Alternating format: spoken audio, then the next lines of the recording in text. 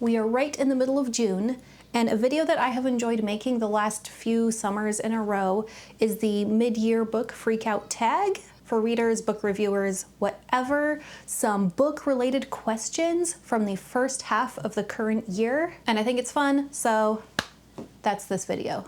And I think it's fun to look back at that first half of year in reading and talk about them in a little bit different way than I might normally in just a book review. The answers to these book tag questions will only be from books that I have read from January until now. Starting with the first question, which is, what is the best book you have read this year so far? I'm going to say Fool's Fate by Robin Hobb. I might have said Fool's Errand if I hadn't read it way back in 2024. But in this year, I read Golden Fool and Fool's Fate, and this one is top of the ranking of books I've read this year. I knew I liked Robin Hobb as an author. I knew I liked her writing and how she tells a story.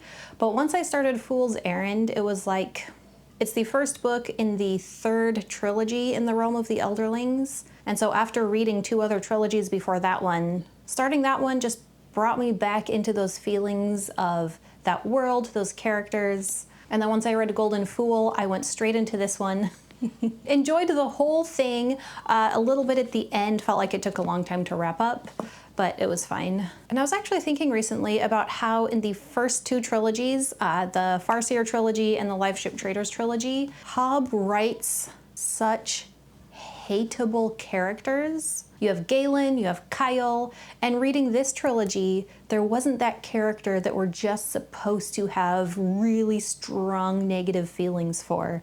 The white woman, the other white prophet, whatever, I don't know that I would really count her. There were a couple of scenes that were like, oh yeah, she's really bad, really evil, but you don't spend enough time with her seeing how she treats the other characters, like with Galen and Kyle, to spend enough time building up negative feelings for her.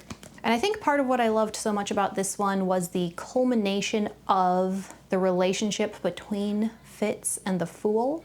All the things they've gone through leading up to, what, do you even call it a resolution? Trying not to be too spoilery. But I loved these enough and this one that I'm really looking forward to starting the next series in the realm of the Elderlings, which is the Dragon Keepers Rainwild Chronicles. I'm hoping to start those this summer. I'm also going to keep this book in my hand because the next question is best sequel you've read so far this year. Yeah, this one for sure. And since I already talked about it, I do have another one. Defiant by Michael R. Miller. I've been working my way through the Songs of Chaos, looking forward to the fourth book coming out later this year, in September, I think. It's interesting reading the third book in a 5-book series. This is one of those just classic dragon rider stories. Coming of age, young boy finds the dragon egg, ... But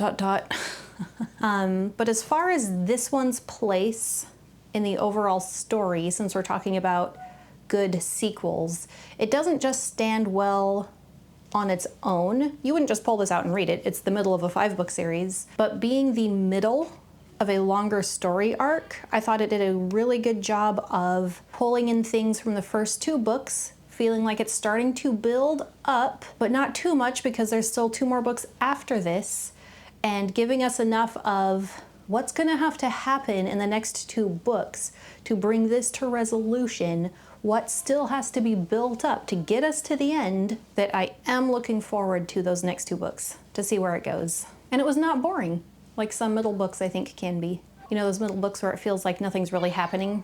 I'm sorry if there's background noise. You might hear my children or the neighbors roofing. If you do, I'm sorry. Question 3 is, new release that you haven't read yet and want to? I don't think there's any.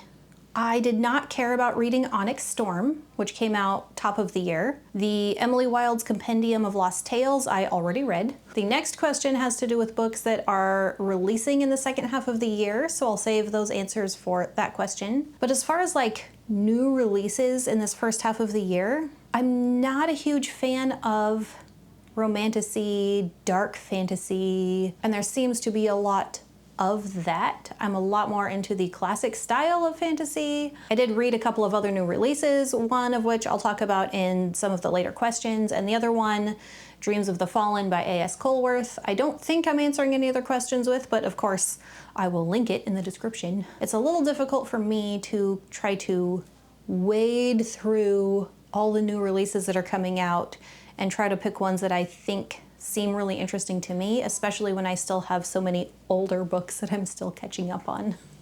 But then, question number 4 is anticipated releases for the second half of the year. One of them, oh, what's the name? The Enchanted Greenhouse by Sarah Beth Durst. That would be the book coming after The Spell Shop, which I read last summer, thoroughly enjoyed. Very cozy fantasy, little bit of romance, lots of just friendships. And I have enjoyed reading not just epic fantasy, some of the other subgenres of fantasy, but I really enjoyed this one, so I'm looking forward to the next one, which comes out sometime in summer, possibly July. Let me find out. July 15th. Mine is already on pre-order. And I'm looking forward to Reckoning by Michael R. Miller. That is the 4th book in the Songs of Chaos, coming right after Defiant. That one comes out in September. I don't remember the exact day. I am supposed to be getting an ARC, so I don't know how much sooner before the release date I'll be able to read that, but I'm looking forward to it. Next question, number 5, biggest disappointment. Okay, disappointment is not a strong enough word for how I felt about The Furies of Calderon by Jim Butcher. I did make a whole video ranting about it, so I don't need to say too much here. I was anticipating that one. I was looking forward to it, and then to have it just be so not what I wanted was disappointing, yes, but also made me really upset and angry, and has permanently turned me off from that author. So, yeah. Other books that were a little on the disappointing side, Emily Wilde's Compendium of Lost Tales, Black Powder War, Gate to Kagoshima. That's 3 that I read this year that I was more disappointed by. Gate to Kagoshima, the disappointment was less because I had never heard of that author. I was just hoping for a nice light romance, so my expectations weren't too high. But Black Powder War and Emily Wilde, my expectations were higher. They were both 3rd books in series. For the Emily Wilde book, I just felt like there wasn't a strong enough direction. It felt very meandering, like, what's the point of this story? And it went in a direction that I wasn't sure was what I wanted, so me selfishly saying I didn't get what I wanted. And then Black Powder War felt like it never went deep enough, like stuff just happened, like just this happened, then this happened, then this happened, and what was the point of it all? There was good stuff, but not enough to balance out the just mediocre stuff. But those authors I have not been turned off of. I'll still try reading other stuff by them. Question number 6, biggest surprise. And here's one of the other new releases I read this year that I just didn't know about, didn't know what to expect, bought it because it was pretty. Shield of Sparrows by Devney Perry. I did already make a full review of this one. I would say this one was surprising, partly because I don't generally read romantasy. I have not been super impressed by the ones I have read. Romance tends to have the tropes I don't always like. I feel like maybe it can be tricky to get the romance and the fantasy to mesh well. Like the fantasy is lesser because of the focus on romance, or the romance is lesser because of the focus on the fantasy elements. I don't like when it's all about the sexual tension or spicy scenes. That's not what matters in the story to me. But it was so pretty and so highly rated, I decided to just get it and try it. And then when it ended up being a good story and good book, I was pleasantly surprised. And pleasantly surprised enough that I plan on reading the next one and however many books are in the series. That's what I say right now. We'll see what direction it goes in from here. But I feel like if the first one was good enough to get me to read the second one, hopefully the second one is good enough to get me to keep going in the series. So we'll see. This one just came out in May, so it'll be at least a year until the next one comes out. So if you're looking for more romantasy to add to your TBR, there you go. And you can also watch my full review so you know more about it before going in. Question number 7 is favorite new author. So whether that's a debut author or someone who's new to me, I'm not sure if I have one. So of the new to me authors that I've read this year, I don't know that I would consider any of them to be a new favorite. And then favorite authors that I read this year are ones that I have read before. As much as I enjoyed Shield of Sparrows by Tiffany Perry, I don't know that I'm just going to say, I love this author now and I'm going to read everything she writes. Her backlog of books that she has written are romance. This is the first one in the romantasy genre. I've really been enjoying reading Jurassic Park, like surprisingly so. But I had read a Michael Crichton book before, so he's not technically new to me. I did read my first Peter S. Beagle book, I'm Afraid You've Got Dragons. This one was not super fantastic. I enjoyed it. I thought it was good enough, but everyone who has messaged me about it, everyone who's told me their opinion, everyone says it's not nearly as good as The Last Unicorn. And if I had just read this one and decided based on this whether I would read any more Peter S. Beagle books, I would probably say, yeah, it was fine, but I'm not just gonna go out and buy other books by him. But so many people have told me that The Last Unicorn is not like this one. It's so much better. It's one of their top rated books. I would be willing to give The Last Unicorn a try. So to me, the main problem with this was the prose. Kind of snarky, sarcastic, little, just those little bits of commentary by the narrator that I don't always care for. But then when characters had things that they were going through, the meaningful character moments were good enough that if there's more of that in his other books, that's what I would read them for. So again, I don't know that I could say I have a new favorite author right now, this year so far. Question number 8 is newest fictional crush. This question does not apply to me. So instead of fictional crush, I could just talk about a character that I appreciated or admired.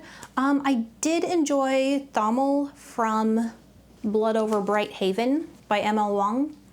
He's the character who comes in to the big city as a minority and he gets put in a position of servantship. They're not slaves, but they are downtrodden, kind of persecuted, marginalized. He's not respected as a person. He's at the bottom of society, so that has given him some prejudices. He's put up his walls. He doesn't expect that any tyrant will ever look at him and see who he is. They'll just see a Quinn. And so he takes all those feelings into his relationship with Siona, the main character, but he still manages to be kind and respectable. He still tries to be the best version of himself, even in the midst of everything he's going through. So, not perfect, but I would say a pretty admirable character. Question 9, newest favorite character. That one is going to be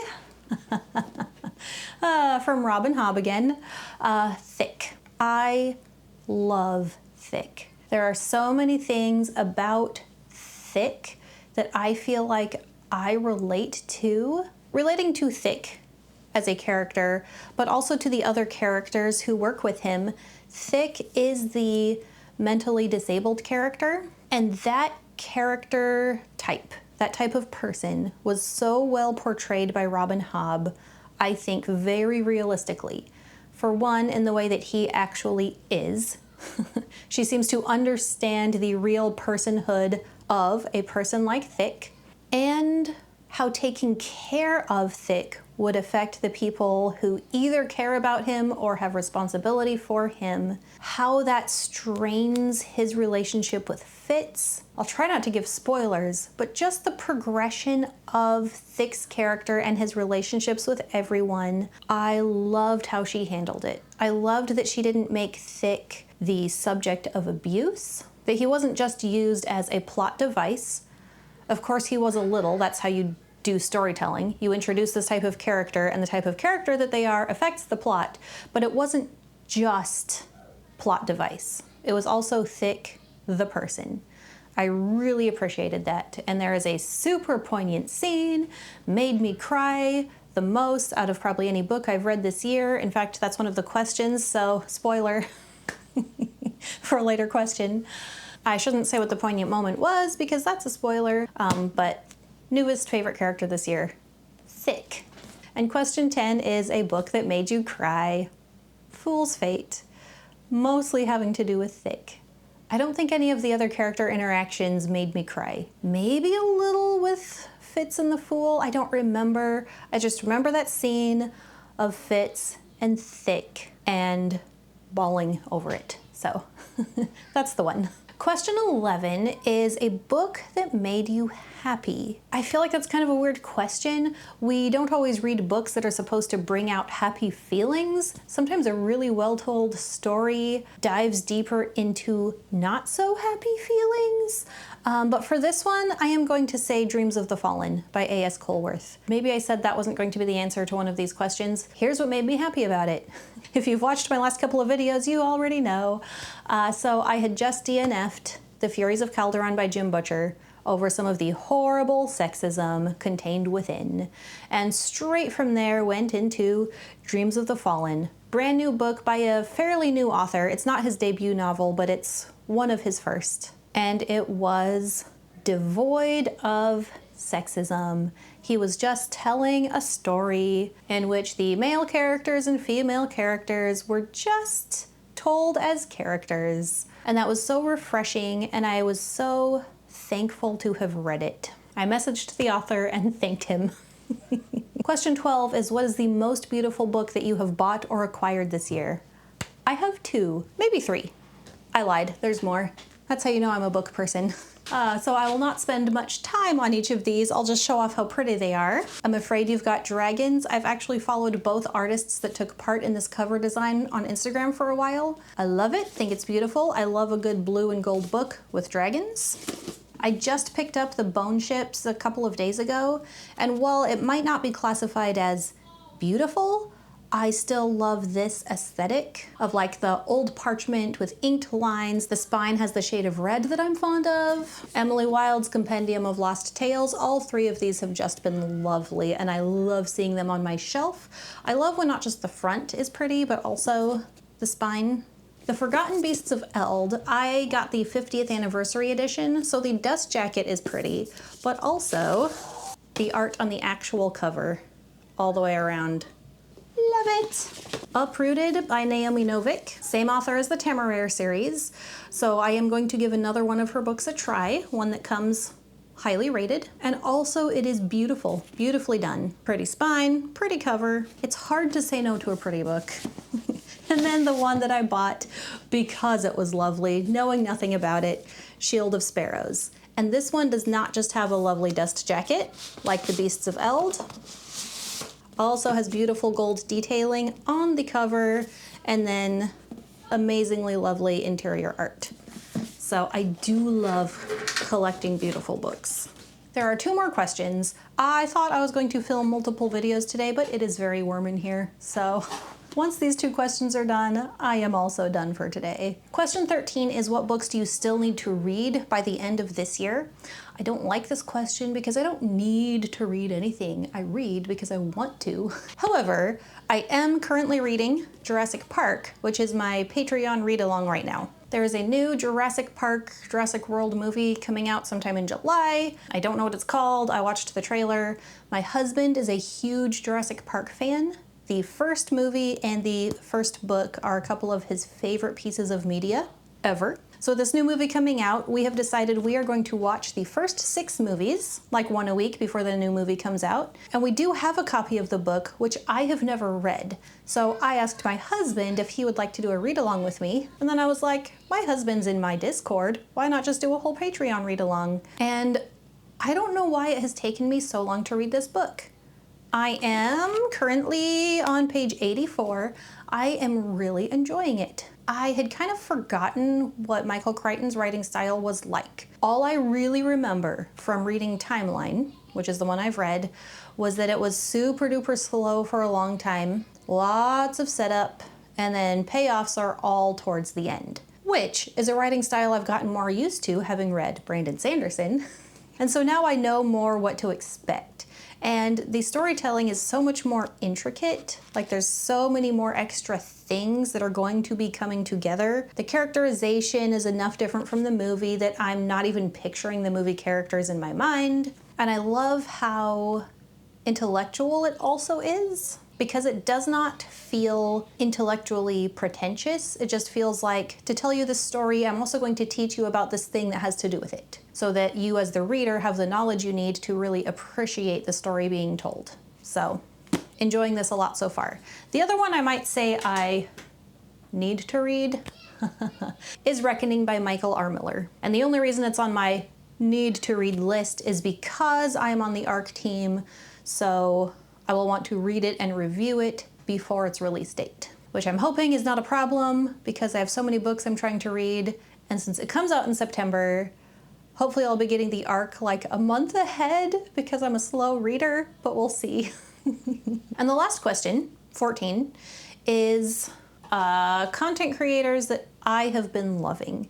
I think last year I may have referenced the artist that did I'm Afraid You've Got Dragons, that cover art. But a YouTuber that I've been watching a lot of lately is Bookfox. He is a writing craft YouTuber. He also has a lot of classes that you can pay for, which I have not. I've only watched the stuff he puts out for free on YouTube, but I feel like it's been pretty valuable. He definitely has a few favorite books that he references a lot. He's a big Cormac McCarthy fan, of which I have read 0.